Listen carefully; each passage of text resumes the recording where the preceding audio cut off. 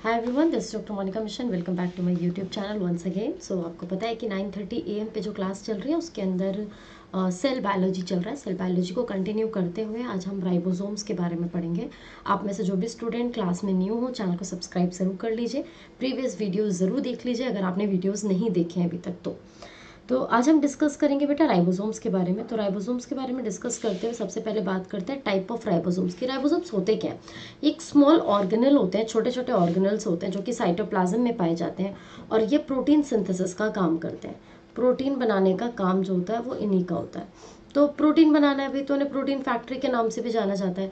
तो जनरली जो क्वेश्चन आता है वो क्वेश्चन ये आता है कि साइटोप्लाज्म में कौन से जो राइबोसोम्स होते हैं वो कहाँ कहाँ पाए जाते हैं और किस टाइप के पाए जाते हैं। तो सबसे पहले बात करते हैं यूकैरियोटिक सेल की। तो जितने भी यूकैरियोटिक सेल्स हैं इनके अंदर साइटोप्लाज्म इनके अंदर राइबोसोम इनके साइटोप्लाज्म में पाए जाते हैं। वेरस जब हम प्रोकैरियोट्स की बात करते हैं तो प्रोकैरियोट्स में ये साइटोप्लाज्म के साथ साथ एसोसिएटेड होते हैं विद द प्लाज्मा मेम्ब्रेन, यानी उनकी प्लाज्मा मेम्ब्रेन के साथ भी जुड़े हुए होते हैं। तो सपोज ये एक प्लाज्मा मेम्ब्रेन है तो उनके साथ ये यहाँ पर पाए जाएंगे, ठीक है। और जनरली हमारी बॉडी के अंदर ये कैसे पाए जाएंगे? जब न्यूक्लियस होगा तो न्यूक्लियस के पास एंडोप्लाज्मिक रेटिकुलम होगा, उसके पास पाए जाएंगे। बट ये प्रोकैरियोट्स में कहाँ होंगे? सेल मेम्ब्रेन के पास होंगे, ठीक है। जो राइबोसोम्स होते हैं वो माइटोकॉन्ड्रिया, आपको पता है कि राइबोसोम्स ऐसे ऑर्गेनल है जो साइटोप्लाज्म के साथ साथ इन दो सेल ऑर्गेनल के अंदर भी पाए जाते हैं, यानी माइटोकॉन्ड्रिया और क्लोरोप्लास्ट के अंदर भी पाए जाते हैं। बट इन दोनों के अंदर जो सेल ऑर्गेनल जो राइबोसोम्स पाए जाते हैं वो 70S टाइप के होते हैं, वेरस जो साइटोप्लाज्म में पाए जाते हैं ये 80S टाइप के होते हैं। तो ये दोनों आपको डिफरेंस याद रखने। सेल ऑर्गेनल माइटोकॉन्ड्रिया और क्लोरोप्लास्ट के अंदर जो सेल ऑर्गेनल जो आपके राइबोसोम्स पाए जाएंगे वो 70S टाइप के होंगे और जो साइटोप्लाज्म में पाए जाएंगे वो 80S टाइप के होंगे। एस यहाँ पर किस चीज़ के लिए स्टैंड करता है? ये हमेशा से बहुत फेमस क्वेश्चन रहा है और आगे भी रहेगा। तो एस यहाँ पर स्टैंड करता है सेडबर्ग यूनिट। सेडबर्ग यूनिट को हम सेडिमेंटेशन रेट के नाम से भी जानते हैं। सेडिमेंटेशन का मतलब होता है कि इस चीज़ की डेंसिटी, सेटलमेंट कितना है। तो राइबोसोम का सेटलमेंट चेक करने के लिए हम एस यूनिट लगाते हैं वहाँ पर। तो राइबोसोम्स टोटल आपके जो है वो दो तरीके के पाए जाते हैं। एक होता है आपका 80S, एक होता है 70S। जो आपका 80S होता है ये बनता है 60S प्लस 40S यूनिट से मिला के, और जो आपका 70S होता है ये बनता है 70 और 30 मिला के। तो आपको दिख रहा होगा कि ये 100S के करीब है और ये कितना है? 50, 60, 70 और 80, है ना। तो आपको ये दिख रहा होगा। बट आप कह रहे हो मैम ये 80 कैसे हुआ, 70 कैसे हुआ? यहाँ पे 20S का लॉस हो जाता है, यहाँ पे 20S यूनिट जो होती हैं वो लॉस हो जाती है और यहाँ पे 10S यूनिट का लॉस हो जाता है, क्योंकि राइबोसोम्स जो है वो दो यूनिट से बनता है। एक लार्ज यूनिट होती है जो कि यहाँ पे 60 है। जब 80S वाला राइबोसोम होगा तो उसके अंदर लार्ज यूनिट 60 होगी और स्मॉलर यूनिट 40 होगी। 70S होगा तो लार्ज यूनिट 50 होगी और छोटी यूनिट जो होगी वो 30S होगी। हम आपको यहाँ पर दिखाते हैं डायग्राम में। ये देखिए, अगर 80S है तो स्मॉलर यूनिट जो आपको दिख रही है कौन सी है? 40S की। जो आपकी बड़ी यूनिट है ये 60S की है। और अगर 70S होगा तो स्मॉलर यूनिट आपकी कितनी होगी? 30S की होगी और जो बड़ी यूनिट होगी ये आपकी 50S की होगी। तो आपको ये क्वेश्चन हमेशा के लिए याद रखना है। राइबोसोम्स को जोड़ने में जो चीज़ काम आती है, कौन सी ऐसी चीज़ें होती है जो इन दोनों यूनिट्स को जोड़ने का काम करती है? तो इन दोनों को जोड़ने के लिए जो आपको चाहिए दैट इज Mg2+। Mg2+ एक डायवेलेंट कैटाइन होता है। अगर ये Mg2+ नहीं होगा तो कभी भी लार्ज यूनिट और स्मॉलर यूनिट आपस में जुड़ नहीं पाएंगे। तो इनको जोड़ने के लिए डायवेलेंट कैटाइन मैग्नीशियम 2+ की हमें रिक्वायरमेंट पड़ेगी, ठीक है। अब अगर हम देखें कि राइबोसोम्स को ध्यान से देखें कि 70S के अंदर कितना की क्या क्या चीज़ें हैं, 80S के अंदर क्या चीज़ें हैं, 60 के अंदर क्या है, तो आइए देखते हैं। 70S जब भी बनेगा तो उसके अंदर 60% rRNA होगा। rRNA मतलब राइबोसोमल RNA कितने होंगे उसके अंदर? 60% होंगे और 40% प्रोटीन प्रेजेंट होगा। लेकिन अगर आप 80S की बात करेंगे तो राइबोसोमल आरएनए की अमाउंट कम हो जाएगा, 40% हो जाएगा और 60% प्रोटीन प्रेजेंट होंगे। जब 60S राइबोसोम बनता है तो आपके पास rRNA 28 यूनिट का होता है। 28 सेडबर्ग यूनिट होती है, 5.8 सेडबर्ग यूनिट होती है और 5 सेडबर्ग यूनिट होती है। जब आपका 40S बनता है राइबोसोम तो rRNA सिर्फ और सिर्फ 18S सेडबर्ग का होता है। जब 50S बनता है तो rRNA 23S का और 5S का होता है। जब 30S बनता है तो rRNA 16S का होता है। तो आपको समझ आ गया। मेन आपको जो याद रखना है 70 और 80, ये आपको ज़्यादा याद रखने हैं, बाकी को भी एक बार ज़रूर रीड कर लीजिएगा। 60 भी आपको करना ही है और 50 भी करना है, क्योंकि ये एनसीईआरटी के अंदर भी दिए हुए हैं, तो इसलिए हमें करने ज़रूरी है, एक बार देखने ज़रूरी है। तो कंपोजिशन हमें याद रखना है कि किसी भी आरएनए को बनने के लिए कितना प्रोटीन और कितना, किसी भी राइबोसोम को बनने के लिए कितना प्रोटीन और कितना आरएनए का रिक्वायरमेंट होता है, ठीक है। So at the time of protein synthesis 70s ribosome become attach to mRNA. अब होता क्या है बेटा, जो आपने पढ़ा, आपने भी पढ़ा नहीं होगा, बेसिकली एक टॉपिक होता है जिसको हम ट्रांसलेशन कहते हैं। ट्रांसलेशन क्या चीज़ है? ट्रांसलेशन, ट्रांसलेशन जो है वो होता है डीएनए से आरएनए बनाना। आरएनए में कौन सा आरएनए बनता है? एमआरएनए। और एमआरएनए से प्रोटीन बनाना, ठीक है। तो ट्रांसलेशन इसमें, ट्रांसलेशन क्या रहता है? एमआरएनए से प्रोटीन बनाना, और डीएनए से एमआरएनए बनाने को हम ट्रांसक्रिप्शन कहते हैं, ट्रांसक्रिप्शन कहते हैं, ठीक है। तो हमें क्या करना है, हम यहाँ पर इसकी बात कर रहे हैं कि जो हमारा एमआरएनए जब बन जाता है तो ये क्या करता है, ये राइबोसोम के दो यूनिट, दोनों यूनिट आगे, एक बड़ी यूनिट आगे एक छोटी यूनिट आगे, और उसके बीच में इस तरीके से लग जाता है, ठीक है, तभी हम प्रोटीन बना पाते हैं। तो ये बहुत ही मेजर प्रोसेस है जो कि हमें चाहिए होता है। तो उन्होंने यहाँ पर आपको यही बताया कि eight the time of protein synthesis बहुत सारे 70s आरएनए जो होते हैं वो आपके एमआरएनए से आके अटैच हो जाते हैं। So this structure is called the polysomes. बहुत ही कॉमनली पूछे जाने वाला क्वेश्चन है, बहुत कॉमनली पूछा जाता है, तो इसको याद कर लो। पॉलीराइबोसोम्स क्या होते हैं, या फिर पॉलीजोम्स क्या होते हैं, यानी एग्रोसोम्स के नाम से भी जाना जाता है। तो क्या हुआ, जब प्रोटीन सिंथेसिस का टाइम होता है तो बहुत सारे 70s आरएनए आते हैं और आके एमआरएनए के साथ जुड़ जाते हैं। तो बहुत सारे आरएनए राइबोसोम्स हो गए, इसलिए हम पॉली वर्ड यूज करेंगे, पॉलीराइबोसोम्स, यानी बहुत सारे राइबोसोम एमआरएनए के साथ आके जुड़ चुके हैं, ठीक है, और पॉलीजोम्स के नाम से भी जानते हैं। फिर हम बात करेंगे दूसरी सेल ऑर्गेनल के बारे में, जो कि आपका साइटोस्केलेटन है। साइटोस्केलेटन नाम से पता चल रहा है जो सेल को स्केलेटन प्रोवाइड करवा रहा है, यानी स्केलेटन बनाने का काम कर रहा है। So elaborate network of filament proteinaceous structure present in the cytoplasm is collectively refer to as the cytoskeleton. तो साइटोस्केलेटन को समझने के लिए बहुत ज़्यादा दिमाग नहीं लगाना है, सिंपल सा एक सेल बनाइए और इस सेल के अंदर न्यूक्लियस, न्यूक्लियस के अलावा इसके अंदर बहुत सारे छोटे छोटे छोटे छोटे प्रोटीन से बने हुए फिलामेंट्स, इस तरीके से, जैसे थ्रेड होता है ना, हल्का धागा पतला वाला, तो ऐसे थ्रेड लाइक स्ट्रक्चर यहाँ पे प्रेजेंट होते हैं, इनको हम साइटोस्केलेटन कहते हैं। ये साइटोस्केलेटन को रिजिडिटी प्रोवाइड करवाता है, इनको ठोस बना देता है, ताकि सेल का जो लिक्विड है वो बहुत ज़्यादा लिक्विड फॉर्म में ना रहे, थोड़ा सा डार्क हो जाए, थोड़ा सा गाढ़ा हो जाए, थोड़ा सा कम विस्कस हो जाए, थोड़ा सा सेमी सॉलिड फॉर्म में हो जाए, ठीक है। Cytoskeleton in the cell are involve in many function. अब आपको ये याद रखना है, ये अगर होगा तो मैकेनिकल सपोर्ट प्रोवाइड करेगा, अदरवाइज लिक्विड ज़्यादा लिक्विड हो जाएगा, ये रहेगा तो थोड़ा सा डार्क रहेगा। मॉडिफाई करता है बेटा सब्सटेंसेस को, मेंटेन करता है शेप ऑफ दी सेल, ठीक है। ये सारी काम जो होते हैं साइटोस्केलेटन का होता है। फिर आते हैं आपके माइक्रोटिब्यूल्स। माइक्रोटिब्यूल्स क्या होते हैं? ये भी छोटे छोटे टिब्यूल्स होते हैं, छोटे छोटे, आप कह सकते हो कि टिब्यूल कैसे दिखेंगे, कुछ इस तरीके के, तो छोटे छोटे टिब्यूल्स फॉर्म में ये पाए जाते हैं, ऐसे ये पड़े हुए होते हैं आपके राइबोसोम्स के अंदर। तो ये क्या होते हैं बेटा? प्रोटीन के ही होते हैं, प्रोटीन से बने हुए होते हैं। इसमें वेरी इंपॉर्टेंट क्वेश्चन इज टिब्यूलिन, ठीक है। टिब्यूलिन क्या होता है? टिब्यूलिन एक प्रोटीन है जो कि माइक्रोटिब्यूल से बनता है, बहुत इंपॉर्टेंट है, इसको ध्यान से सुनेंगे। टिब्यूलिन एक प्रोटीन है जो कि माइक्रोटिब्यूल से बनता है, इसका साइज अप्रॉक्सीमेटली 25 नैनोमीटर के करीब होता है। प्लांट्स के अंदर माइक्रोटिब्यूल्स जो होते हैं वो हमेशा सेल वॉल के साथ जुड़े हुए होते हैं, ये आपको याद रखना है। जो भी प्लांट होगा, जैसे कि आपने देखा ना राइबोसोम्स में प्लाज्मा मेम्ब्रेन के साथ जुड़े हुए थे राइबोसोम्स प्रोकैरियोटिक सेल के अंदर, वैसे ही प्लांट के अंदर सेल वॉल के साथ जुड़े हुए होते हैं माइक्रोटिब्यूल्स, ठीक है। So probably these transport cell wall material from the Golgi body. तो इनका जो काम होता होगा वो ये होता होगा कि गोल्गी बॉडी से मटेरियल को अंदर से बाहर भेजने का काम करते होंगे, ठीक है। बट जो क्वेश्चन आता है ट्यूबुलिन से, वो पहला तो ये आता है कि ट्यूबुलिन क्या है, या फिर ट्यूबुलिन किससे बना होता है। तो जब सेल डिवीजन होता है हमारी बॉडी के अंदर, तो सेल डिवीजन के टाइम पे हमारी बॉडी के अंदर कुछ सेल्स, कुछ स्ट्रक्चर्स फॉर्म होते हैं। आइए स्ट्रक्चर्स के बारे में देख लेते हैं थोड़ा सा। जब सेल डिवीजन होता है तो क्या होता है, कुछ स्ट्रक्चर्स फॉर्म होते हैं, इन्हें हम कहते हैं स्पिंडल फाइबर्स। ये स्पिंडल फाइबर्स, इस तरीके के कुछ फाइबर्स होते हैं जो कि आपके क्रोमोसोम से जुड़े हुए होते हैं। हो सकता है शायद प्रीवियसली आपने ये डायग्राम कहीं पर देखा भी होगा। अगर आप न्यू बच्चे हैं तो आप इसको ऐसे समझिए कि जब सेल डिवाइड हो रहा होता है तब वहाँ पर कुछ स्ट्रक्चर फॉर्म होते हैं। ये जो स्ट्रक्चर होते हैं, इन स्ट्रक्चर को हम बोलते हैं क्या, स्पिंडल फाइबर। तो ये स्पिंडल फाइबर्स होते हैं। ये स्पिंडल फाइबर किसके बने हुए होते हैं? These are called spindle fibres.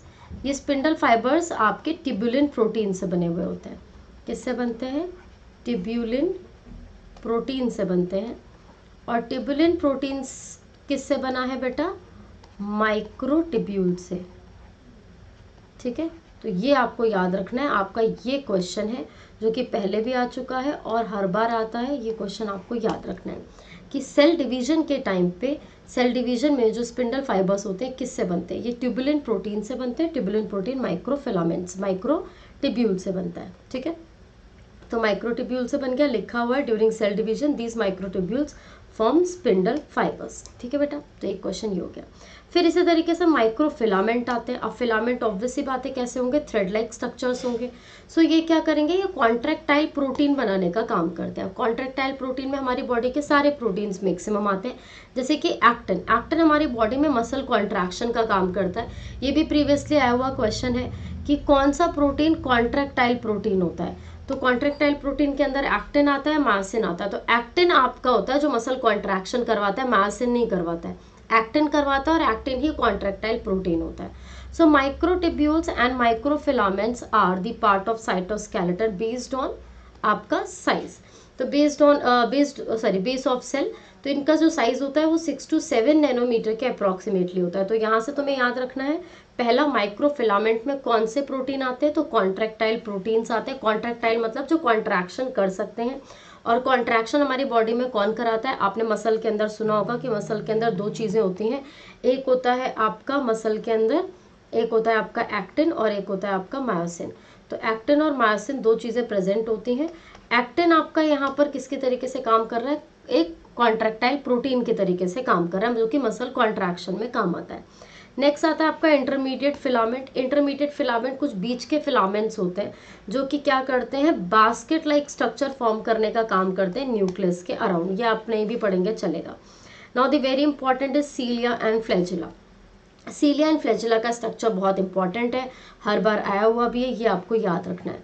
तो यहाँ पे हेयर लाइक कुछ स्ट्रक्चर्स फॉर्म होते हैं जिनको हम सीलिया और फ्लैजिला के नाम से जानते हैं। यहाँ पर देखिए, ये आपको यहाँ पर कुछ इस तरीके का डायग्राम एनसीईआरटी के अंदर भी मिल जाएगा। सो सीलिया जो होते हैं, सबसे जो मेन चीज़ है वो है, ये सीलिया बहुत सारे होते हैं। हमेशा सीलिया और फ्लैजिला के अंदर जो डिफरेंस है वो ऐसे समझेंगे आप, सीलिया का नंबर हमेशा ज़्यादा होता है, फ्लैजिला का नंबर हमेशा कम होता है। सीलिया हमेशा पूरे through out the surface present होंगे। सपोज एक सेल है तो वो गोल है तो उसके चारों तरफ प्रेजेंट होंगे, जबकि फ्लैजिला ऐसा नहीं होता। फ्लैजिला हो भी सकता है कि चारों तरफ प्रेजेंट हो, बट जर्नली ऐसा नहीं होता। या तो वो किसी आइदर एक साइड पे प्रेजेंट होंगे या फिर दो साइड पे प्रेजेंट होते हैं। सीलिया बहुत छोटे होते हैं, फ्लैजिला बड़े होते हैं, साइज में बहुत बड़े होते हैं।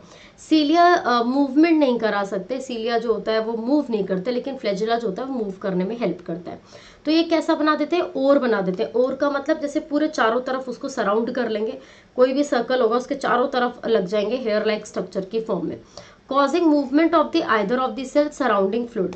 तो ये क्या करेंगे? ये मूव तो कर नहीं सकते कि एक जगह से दूसरी जगह जाएंगे। तो सपोज ये अपनी जगह पे बैठे हुए हैं, अब यहाँ से कोई चीज आके ट्रांसफर कर रही है, तो ये क्या करेंगे? एक तरफ शिफ्ट हो जाएंगे। जब एक तरफ शिफ्ट होंगे तो जो चीज यहाँ पर थी अब वो शिफ्ट होके यहाँ आ जाएगी। सपोज जैसे आपने कोई मेडिकेशन खाया या आपने कोई दवाई खाई, आपने बहुत कॉमनली देखा होगा। तो जैसे सपोज मान लीजिए ये सरफेस है, इस सरफेस पे छोटे छोटे सीलिया प्रेजेंट है ना। अब मुझे किसी चीज को ट्रांसफर करवाना है, तो यहाँ पे सपोज ये है, मुझे इसे ट्रांसफर कराना है, तो मुझे इन सारे सीलिया को पहले इस डायरेक्शन में भेजना पड़ेगा। ये इस डायरेक्शन में जाएंगे तो उनके साथ साथ ये पार्टिकल भी इस डायरेक्शन में चला जाएगा। अगर मुझे इस पार्टिकल को इधर की तरफ भेजना है तो मुझे सीलिया को भी इधर की तरफ मूव कराना पड़ेगा। मतलब जिस डायरेक्शन में आपको चीज ट्रांसफर करनी होती है उसी डायरेक्शन में आपको सीलिया मूव करना होता है। तो सीलिया अपनी जगह पे बैठ के मूवमेंट करता है, ये लोकोमोशन नहीं कर सकता, अपनी जगह पे बैठ के मूवमेंट कर सकता है। फ्लैजिला जो होता है ये थोड़े से बड़े होते हैं, responsible for the cell movement. यहाँ पे सेल पूरी तरीके से मूव कर जाता है, ठीक है, पूरी तरीके से सेल जो होता है वो मूव करने का काम करता है।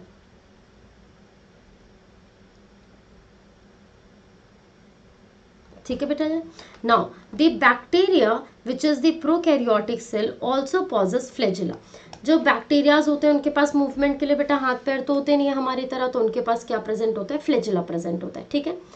But these are structurally different of the eukaryotic flagella. तो जो प्रोकैरियोटिक और यूकैरियोटिक का जो फ्लैजिला होता है वो थोड़ा सा अलग होता है। अगर आप इलेक्ट्रॉन माइक्रोस्कोप में देखेंगे सो सीलियम और फ्लैजिला आपको कैसे दिखाई देंगे, covered by with a plasma membrane.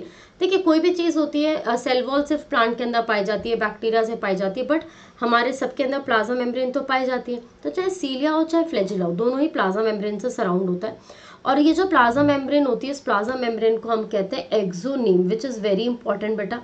तो कई बच्चे इसको समझ नहीं पाते।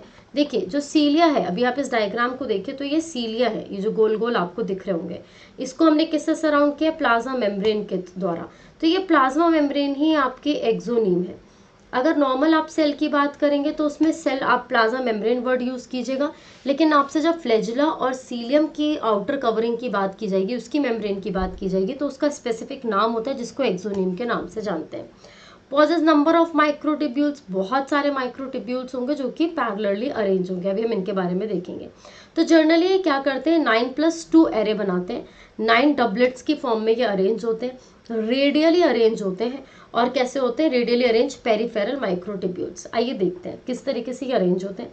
तो यहाँ पर ये डायग्राम है, इस डायग्राम के अंदर आपको बताया गया है, हम यहाँ पे ब्लू कलर ले लेते हैं, ये देखिए। तो सबसे पहले 1 2, तो ये डबलेट है, तो पहले तो आपको याद रखना है कि ये डबलेट की फॉर्म में है, डबलेट है ये मतलब डबल फॉर्म में है, ठीक है। तो ये हो गया सेकंड, ये हो गया बेटा आपका थर्ड, ये हो गया आपका फोर्थ, ये हो गया आपका फिफ्थ, ये हो गया आपका सिक्स्थ, ये हो गया आपका सेवेंथ, ये हो गया आपका एट्थ और ये हो गया आपका 9th। तो 9 बन गए, तो 9 आपने यहाँ लिख दिया। +2, तो 1 और 2, तो कितने हो गए, +2 हो गया। तो 9+2 बन गया। तो 2 सेंट्रली लोकेटेड हो गए, ये वाले जो 2 हैं आपके कैसे हैं, सेंट्रली लोकेटेड है। और 9 कैसे, पेरीफेरी पे लगे हुए हैं, इन्हें हम पेरीफेरल माइक्रोट्यूब्यूल्स डबलेट्स बोलते हैं, क्योंकि ये पेरीफेरी पे लगे हैं यानी आउटर की तरफ लगे हुए हैं। और जो सेंटर में लगे होते हैं हम सेंट्रल माइक्रोट्यूब्यूल्स के नाम से जानते हैं। इनको आपस में जोड़ने के लिए इंटर डबलेट ब्रिज होता है, जो कि आपको ग्रीन कलर का एक छोटी सी लाइन दिख रही होगी। अगर आपको यहाँ नहीं दिख रहा है तो आप एनसीईआरटी के अंदर भी देख सकते हैं, वहाँ पे ग्रीन कलर की एक लाइन लगी हुई है जिसको आप बोलोगे कि इनके द्वारा ये जुड़ता है। ये अरेंज कैसे, रेडियल स्पोक्स में। तो ये जुड़े हुए कैसे होते हैं आपस में, तो अगर आप यहाँ पे देखेंगे तो ये रेडियल स्पोक दिख रहा है आपको, ये लाइन, ये जो है ये रेडियल स्पोक्स है। रेडियल स्पोक्स मतलब इनको इंटरनली भी तो किसी चीज से जोड़ना है, तो एक सेंट्रल शीथ होती है जिससे ये जुड़े होते हैं। तो ये सेंट्रल शीथ किसके द्वारा अटैच होती है, रेडियल स्पोक्स के द्वारा अटैच होती है। यही चीज हमने आपको पूरे थ्योरी पोर्शन में बताई हुई है कि किस तरीके से ये अरेंज होते हैं। तो ये सीलिया और फ्लैजिला के अरेंजमेंट है जो आपको याद रखने हैं। It me take red colour, ठीक है, ये आपको याद रखना है। देखो ब्लैक पे कोई भी कलर काम नहीं करता है, ठीक है, राइट बेटा। तो इस तरीके से आपको ये डायग्राम पढ़ना है, इस तरीके से आपको ये डायग्राम करके जाना है, जो कि बहुत इंपॉर्टेंट है। तो सीलिया और फ्लैजिला के बीच में डिफरेंस दिखाया गया। देखिए ये सीलिया है बेटा, बहुत सारे हेयर लाइक स्ट्रक्चर दिख रहे होंगे। फ्लैजिला देखिए A, B, C और D, ऐसा भी हो सकता है कि ये एक साइड पे हो और सिंगुलर हो, ऐसा भी हो सकता है कि एक साइड पे हो लेकिन बहुत सारे हो, ऐसा भी हो सकता है कि ये दोनों साइड पे सिंगल सिंगल प्रेजेंट हो और थ्रू आउट द सरफेस भी हो सकते हैं। बट सीलिया कैसे होगा, इस तरीके का स्ट्रक्चर होगा, हेयर लाइक स्ट्रक्चर यहाँ पे प्रेजेंट होगा, ऐसे बहुत सारे हेयर लाइक स्ट्रक्चर होंगे। तो ये उनकी डेफिनेशंस दी हुई है। Cilia are short hair like appendages extended from the surface of the living cell, यानी आपके सरफेस पे पाए जाते हैं, जो भी लिविंग बॉडी होगी उस पे पाए जाएंगे। वेरस फ्लैजिला जो होते हैं वो लॉन्ग थ्रेड लाइक स्ट्रक्चर होते हैं, ये भी सरफेस पे पाए जाते हैं, लेकिन ये शॉर्ट होते हैं, ये लॉन्ग होते हैं, आपको पता ही है। यहाँ पर आप क्रॉस सेक्शन की बात मत कीजिए, क्योंकि एक्सिन आपने नहीं पढ़ा है तो आप इसको कट कर देना, इसको पढ़ने की जरूरत नहीं है, ठीक है। इस वाले लाइन को मोशन पढ़ लेना, ये रोटेशनल मोशन करते हैं, ये वेव लाइक मोशन करते हैं, ये सिर्फ अपनी जगह पे रहना पसंद करते हैं और ये इधर उधर भी जा सकते हैं, ठीक है। बस इतना आपको याद रखना है, दोनों के अंदर प्रेजेंट होते हैं, यूकैरियोट में भी और प्रोकैरियोट के अंदर भी, ठीक है। सो